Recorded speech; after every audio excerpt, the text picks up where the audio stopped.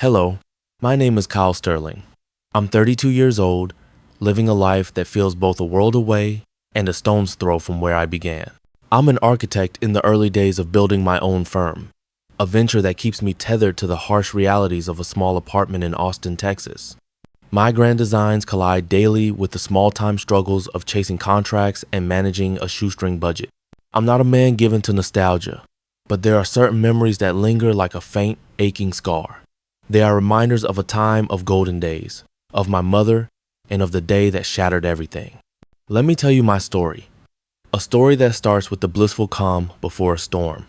I was born and raised in a small town called Sterling Creek, nestled in the rolling hills of West Virginia, a place known for its picturesque landscapes and, in our case, for Sterling technologies. My father, Marcus Sterling, was a formidable patriarch who built the largest tech manufacturing company in the region. He was a towering, stern man with a laugh that could fill a room and a handshake that sealed a deal. He was the kind of person you instinctively respected, not because of his power, but because his presence was a magnet for trust and reliability. My mother, Eleanor, was his perfect foil. She was a gentle, artistic soul who filled our lives with color and warmth. She had a way of looking at me with her kind, brown eyes that made me feel like I was the center of her universe.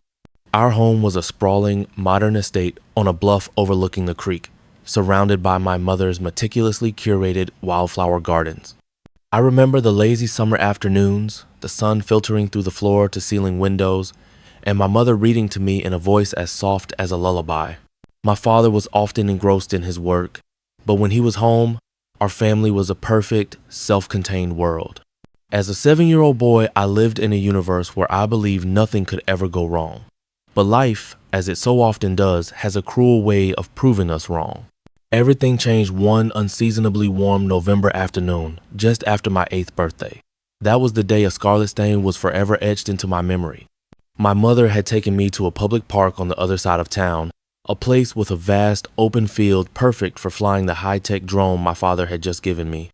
I was running across the grass, my eyes fixed on the drone soaring through the clear sky, when my mother's soft but urgent voice called out, "Kyle, get behind me now!" Confused, I turned to see her standing in front of me, her small frame trembling.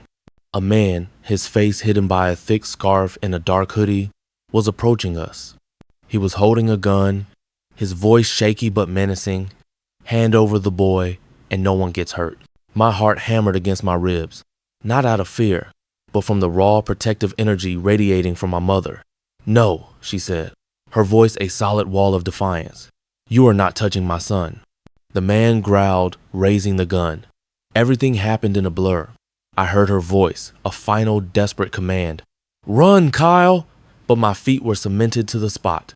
The next sound was a series of gunshots, 1, 2, 3, like sledgehammers shattering the silence. My mother had thrown herself in front of me. I fell to the ground not because I was hit, but because the force of her collapsing body had knocked me over. Blood bloomed across her white sweater, a stark, terrifying red against the green grass. Her kind brown eyes, the ones that had always held so much love, slowly closed.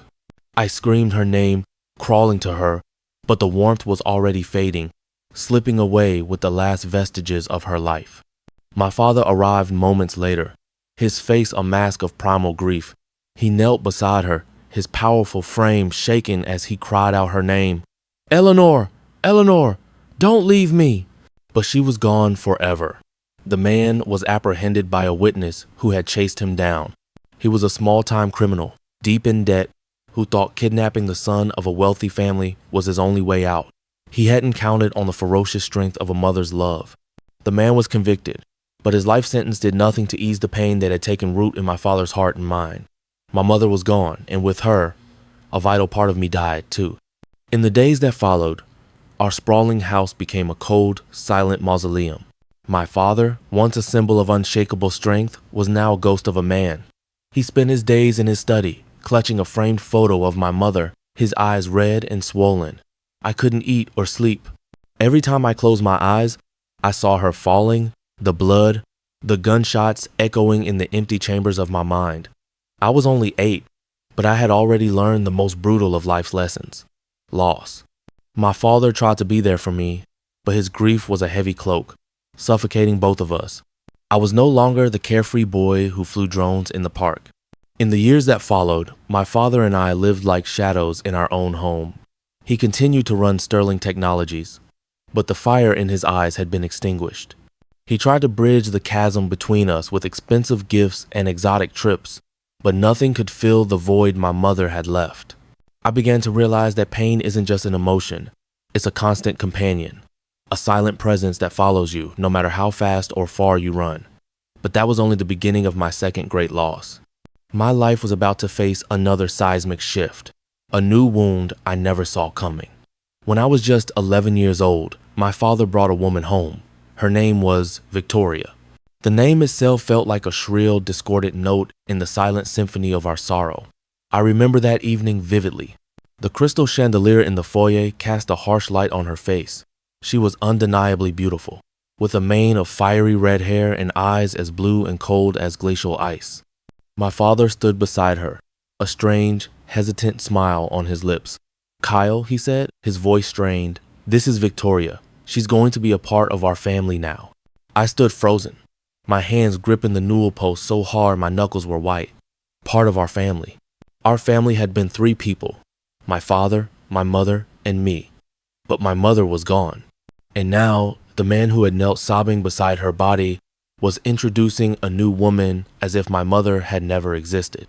I looked at my father, searching his eyes for the man I once knew, but all I saw was weariness and a desperate plea for acceptance. He wanted me to accept her, but I couldn't. I turned and fled to my room, ignoring his strained calls behind me. From that day forward, Victoria became a permanent fixture in our lives, and the slow, inevitable erosion of what little we had left began. She was nearly 20 years younger than my father, always dressed in designer clothes, as if life were one long, endless gala. She brought with her a cloying, heavy perfume that smothered the gentle scent of my mother's wildflowers, which she promptly had torn out and replaced with a gaudy, minimalist sculpture garden. He'd hug me, his voice hoarse as he whispered that everything would be okay, but I knew he was lying. We were two broken souls, adrift in a sea of shared pain, unable to find our way back to each other. I began to believe my mother's death was my fault. If I hadn't been there, if I had run faster, if I hadn't made her stand in harm's way.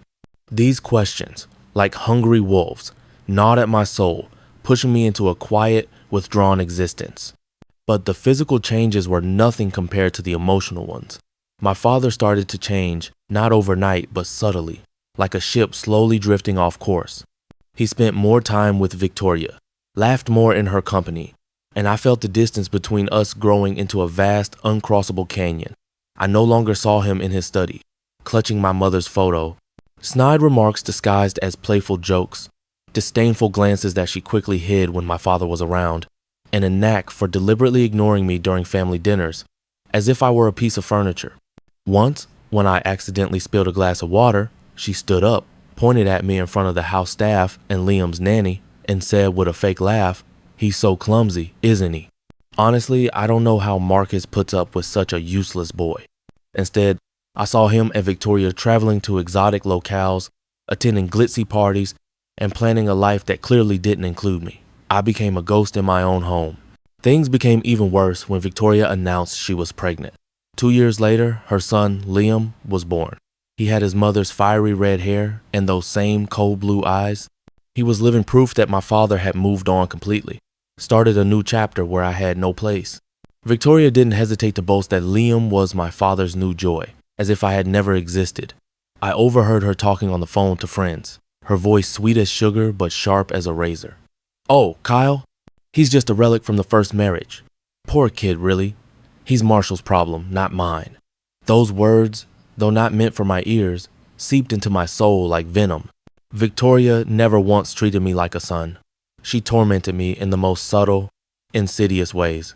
I felt he had betrayed my mother, betrayed me, betrayed our happy memories.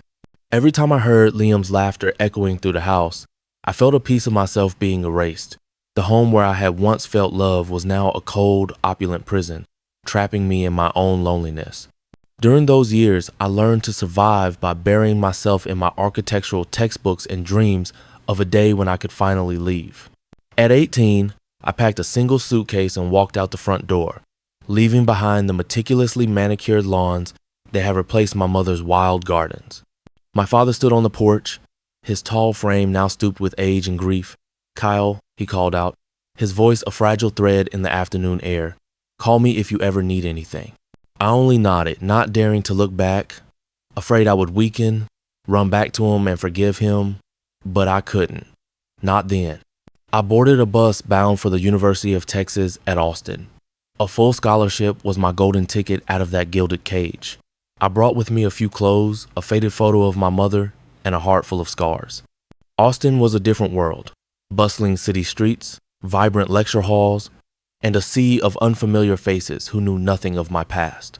For the first time since my mother's death, I felt I could breathe, even if each breath was a struggle.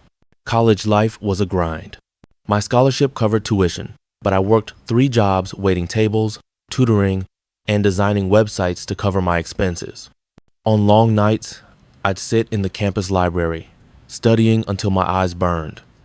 Not out of simple ambition, but because I knew I had no safety net. I had no family to fall back on, no one to call when everything felt overwhelming. Victoria, Liam, and my father lived a life of unimaginable luxury, while I survived on instant noodles and cold coffee in a cramped dorm room. I majored in architecture, but in my heart, an idea was taking root.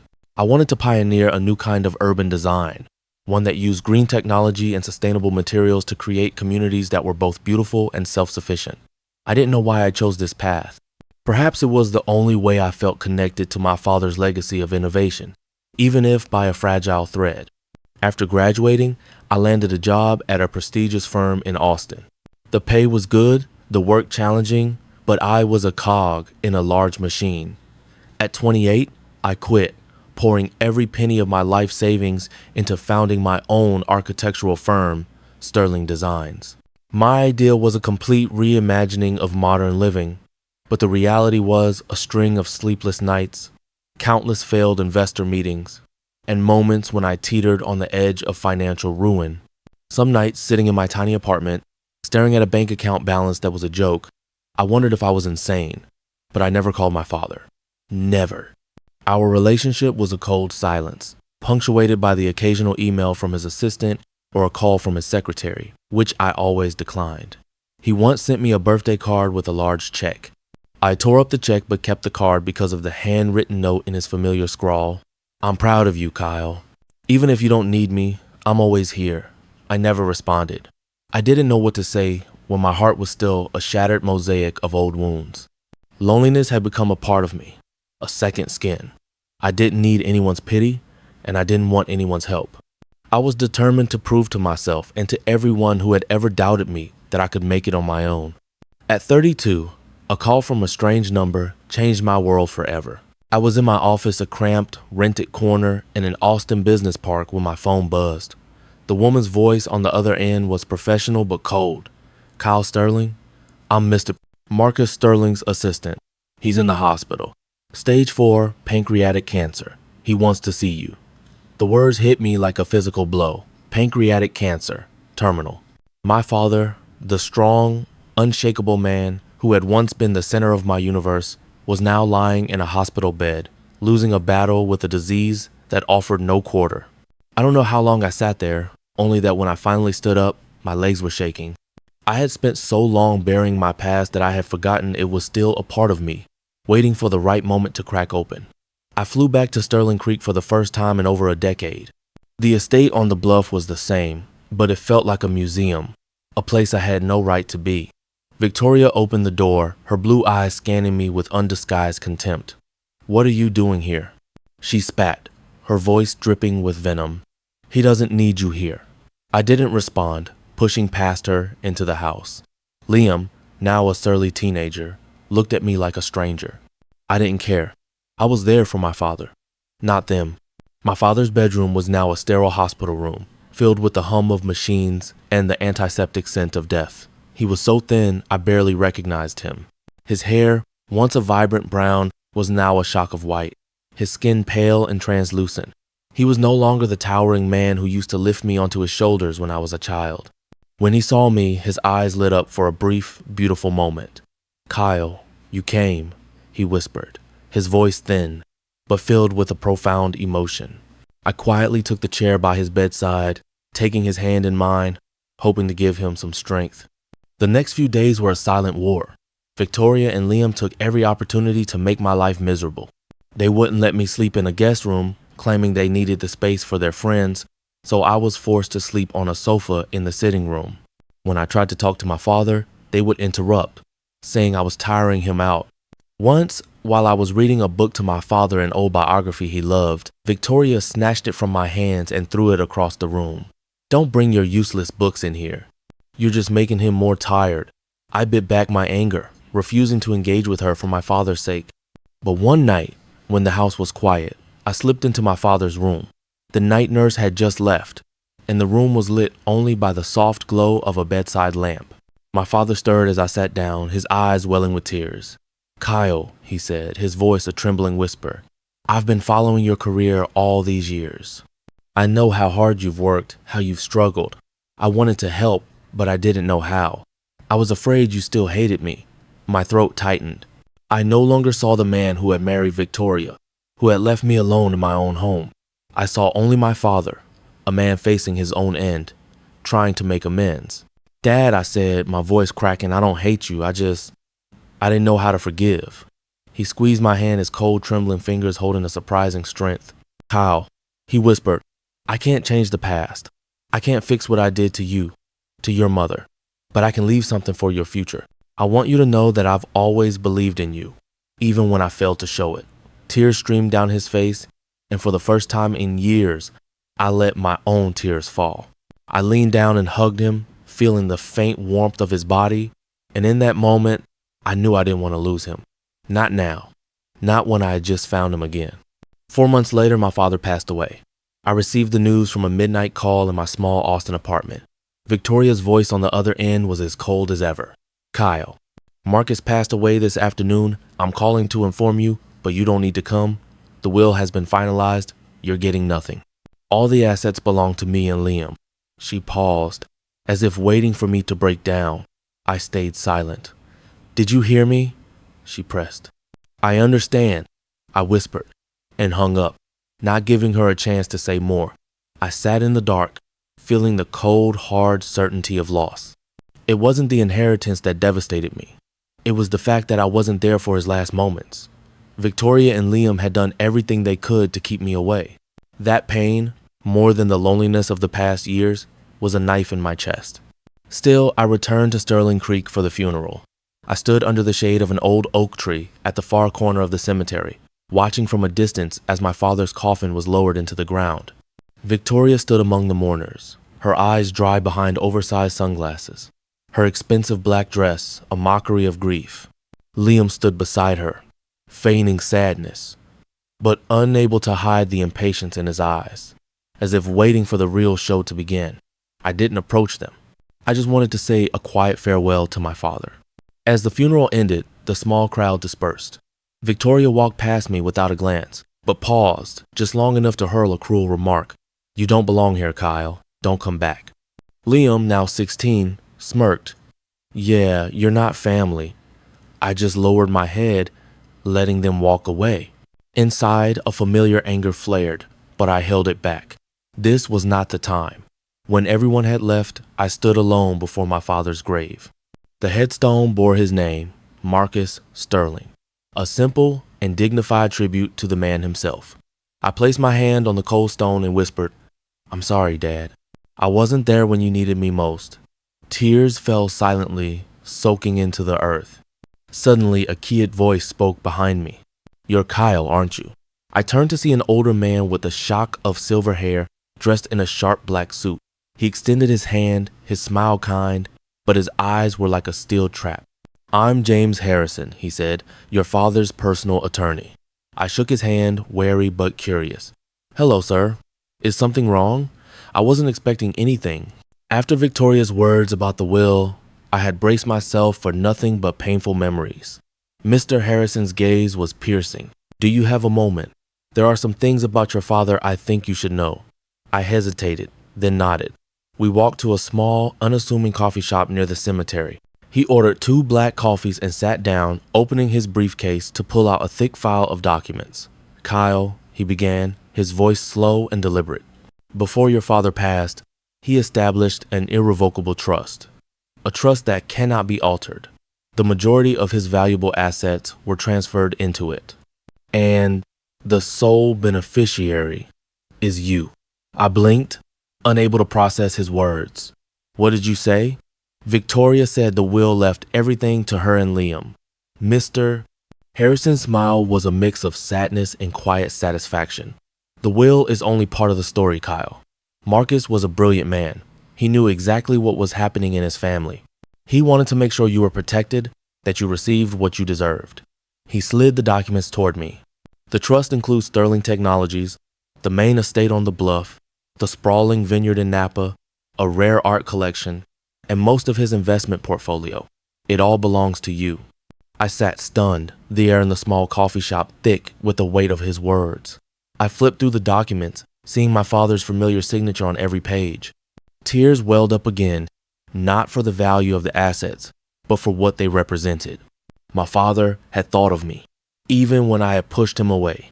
He had believed in me, even when I had stopped believing in myself. "He set up this trust 3 years ago, Mr. Harrison continued, his voice softening. "He told me you were the only one who understood the true value of the work he had built. He wanted you to carry on his legacy in your own way." I bowed my head, trying to hold back the tears. "Thank you, Dad," I whispered, knowing he could no longer hear me. In that moment, I was filled with both the profound grief of his loss and the overwhelming gratitude for the gift he had left behind. Not just the assets, but the faith I had been searching for all these years. In the days following my father's funeral, my life in Austin felt like a dream. I returned to my tiny apartment where the streetlights cast long shadows on the cracked walls. Each day, I woke up, worked on my architectural designs, and met with investors, but everything felt insignificant.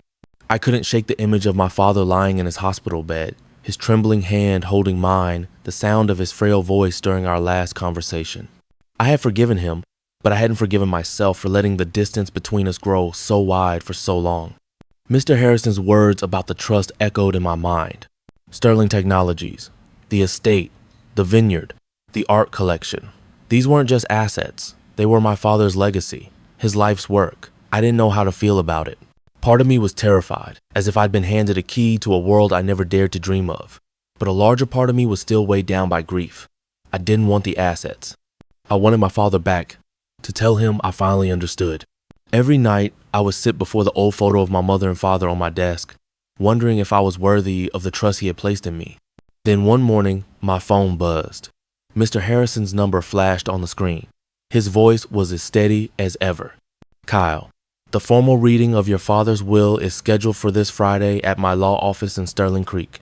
You should be there. It was his final wish to settle everything." I gripped the phone, my heart racing.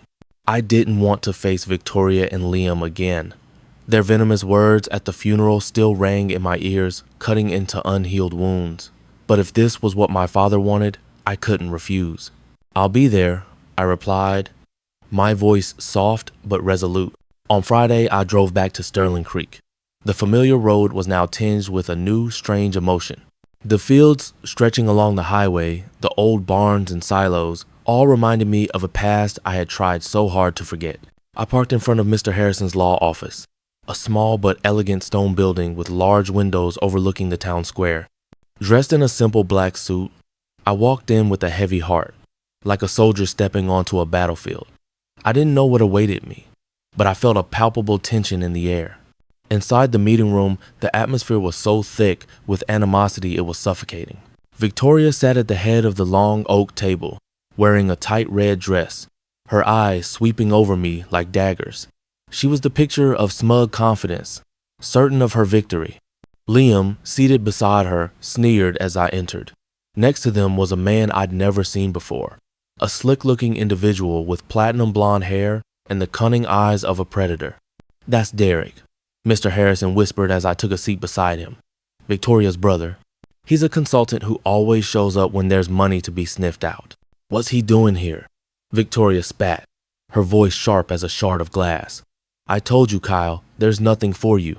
Don't waste our time. Derek let out a loud, theatrical laugh, slapping the table. Yeah, kid, he said, his voice dripping with condescension. My sister's got everything under control. You're just a glorified footnote. Liam snickered, his eyes filled with contempt. I said nothing, my hands clenched tightly under the table to control the rage boiling in my chest. I wasn't there to argue. I was there for my father. Mr. Harrison, calm as a seasoned pilot in a storm, stood and opened the thick folder before him. We are here to carry out the final wishes of Mr. Marcus Sterling, he said, his voice low and clear. I will now read his official will. Please maintain order. Victoria raised a perfectly sculpted eyebrow, leaning back in her chair with a triumphant smirk. Derek whispered something to her, his eyes never leaving me. Liam exchanged knowing glances with his mother, as if a show was about to begin. The air in the room was heavy, charged with anticipation. Mr. Harrison adjusted his glasses and began to read. I, Marcus Sterling, being of sound mind, declare that all my remaining assets shall be bequeathed to my wife, Victoria Sterling, and our son, Liam Sterling. The room erupted. Victoria clapped her hands, a sharp, jarring sound. She turned to me, a venomous smile spreading across her face.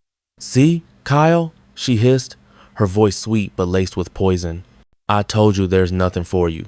You're nothing to this family. You never were. Liam burst out laughing, a sound that felt like a slap. Wow, big brother. Looks like you're going back to your pathetic startup dreams. Derek, his face a mask of pure greed, slapped Victoria's shoulder, roaring with laughter. You did it, sis. The old man finally saw who his real family was. They laughed. They mocked. They looked at me as if I were a cockroach to be crushed. I sat silently, my hands still clenched. I just looked at Mr. Harrison. There was a glint in his eyes, a mischievous, almost imperceptible spark that told me this wasn't over. Mr. Harrison raised a hand, and the room fell silent again, albeit with smug, expectant faces. I'm not finished, he said, his voice even. The assets of Mr. Marcus Sterling, as inventoried and verified in this will, consist of a small cabin in the West Virginia mountains and a 20-year-old Ford pickup truck. Silence. A deadly, suffocating silence descended upon the room. The triumphant smile on Victoria's face froze, then slowly melted into a look of disbelief. Liam's mouth fell open. Derek, who had been laughing a moment before, sat up straight, his face pale. What? He stammered, his voice trembling. A cabin? A beat-up truck? He looked at Victoria, desperate for an explanation. But Victoria wasn't looking at him. Her eyes were fixed on Mr. Harrison as if she could burn holes in his calm demeanor. Are you joking? Victoria shrieked, her voice high-pitched and hysterical. A cabin? An old Ford?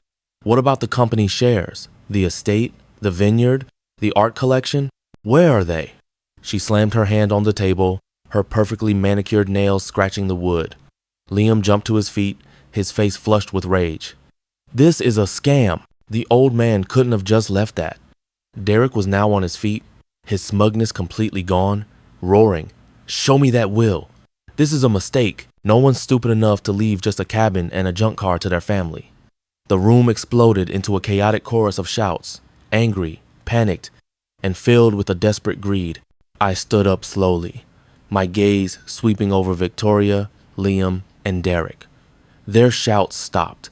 They turned to me, their eyes now full of a cold, menacing rage. I took a deep breath, my voice calm but firm, as if channeling my father's authority. The assets you're looking for, the company, the estate, the vineyard, they're not in the will. A deathly hush fell over the room once more. My father transferred them into an irrevocable trust 3 years ago. I paused, letting the words sink in. And the sole beneficiary is me. The silence this time was not just deadly. It was a complete and utter collapse. Victoria stared at me, her face as white as a sheet. She staggered, clutching the edge of the table for support, then slumped into her chair as if all the air had been knocked out of her. No, she muttered, her voice breaking. It can't be. Then, to everyone's shock, she let out a strangled cry and fainted, her body collapsing to the floor. Liam screamed, pounding the table, his face a mask of furious betrayal. "You're lying! You did something, you bastard!" Derek, his face a picture of pure, unadulterated fury, pointed at me, his voice trembling with rage. "I'll sue you, Kyle! I'll drag you to court!" "You think you can steal everything?" I stood there, unmoving, saying nothing more. I looked at them, Victoria unconscious on the floor, Liam shouting like a wounded animal, Derek making empty threats. In that moment, I didn't feel triumph. I felt a profound sadness mixed with a deep sense of relief. My father had foreseen this. He knew who Victoria was, knew how she and her family would react. And he chose me, not because I was his eldest son, but because he believed I would honor his legacy. Mr. Harrison stood, signaling to a staff member to attend to Victoria. He looked at me, giving a slight, approving nod. I walked out of the meeting room without looking back, but I could hear Derek's shouts and Liam's curses echoing behind me. The storm had broken, but I was not afraid. My father had given me a shield, and I would use it to protect his legacy and forge my own. The following week, I officially took over Sterling Technologies. As I stepped into the sprawling campus on the outskirts of Sterling Creek, the hum of machinery and the clean scent of the manufacturing floor felt like a familiar symphony. The workers, many of whom had been with my father for decades, looked at me with a mix of curiosity and caution. They knew I was Marcus Sterling's son, but they also knew of the years I had been gone, the rumors that I had been disowned. I didn't blame them. I only wanted to prove I was worthy of my father's trust. On my first day, I stood before the management team, my father's former right-hand men and women. They sat around the conference table, some nodding and greeting me, others with their arms crossed, waiting to see what I'd do. I didn't try to assert authority. I simply said, my voice calm but firm. My father built this company with his sweat and his vision. I'm not here to tear it down. I'm here to build on his foundation. I'm here to take it further by combining what he did with what I believe can be done. A few eyes lit up with renewed hope. Others remained skeptical. I didn't care. I was used to being doubted. I began restructuring the business immediately. Sterling Technologies, though a major name in the region, had fallen behind the curve. Manual production processes, high operational costs, and a lack of innovation had eroded its market share. I brought in the ideas I had been nurturing for years, integrating green technology and sustainable practices into the production line. My architectural firm's designs for sustainable housing communities were quickly adapted for the factory, turning our sprawling campus into a model of efficiency and environmental responsibility. The early days were difficult. Some veteran employees resisted, fearing technology would make them obsolete. A few old managers, who had been loyal to Victoria, quit, unwilling to accept change from a kid like me. But I didn't give up. I held training sessions, sitting down with each team to explain how technology would augment their work, not replace it. I worked 18-hour days, moving between the administrative offices and the factory floor, from investor meetings to production line checks.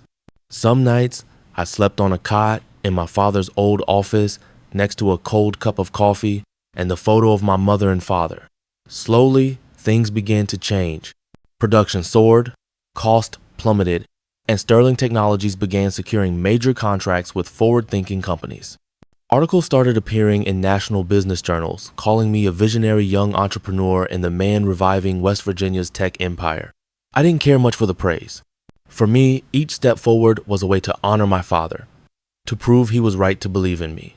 But I couldn't deny the deep pride I felt seeing the Sterling Technologies logo on new sustainable products, or hearing workers whisper that Kyle's more like his father than we ever thought. A year later, I was invited for a television interview on a national business channel. I sat in a brightly lit studio, facing a sharp-witted host with a professional smile. She asked about my entrepreneurial journey, how I had revitalized Sterling Technologies, and the challenges I had overcome. I answered her questions with a quiet confidence, not wanting to boast. But when she asked, "What drove you, Kyle? What kept you from giving up even when everything was stacked against you?" I paused, taking a deep breath. I looked directly into the camera, feeling as if I were speaking not just to the world, but to myself, to my father, to my mother. For years, I said, my voice low but clear, I felt like I was an outsider in my own home. I grew up in a house where I felt I didn't belong. The host's smile softened. But my father, he left me something that others will never understand. His faith. He believed in me even when I didn't believe in myself. And that's why I'm here today, still standing. The studio fell silent. Only the faint hum of the cameras audible. The host looked at me, a glimmer of genuine emotion in her eyes. I didn't say more, I didn't need to. Those words, simple as they were everything I wanted to say to my father, to my mother, to the boy I once was. I left the studio, stepping onto the vibrant streets of Austin, where the city lights twinkled like a million stars. I looked up at the sky, imagining my father and mother somewhere, smiling down at me, their love a beacon guiding my way. I was no longer the lost boy in a cold house, nor the lonely young man in a tiny apartment. I was Kyle Sterling, heir to my father's legacy, not just in assets, but in resilience, dignity, and a faith that had been passed down from one generation to the next. And I knew, though the journey ahead was long, I would never walk it alone.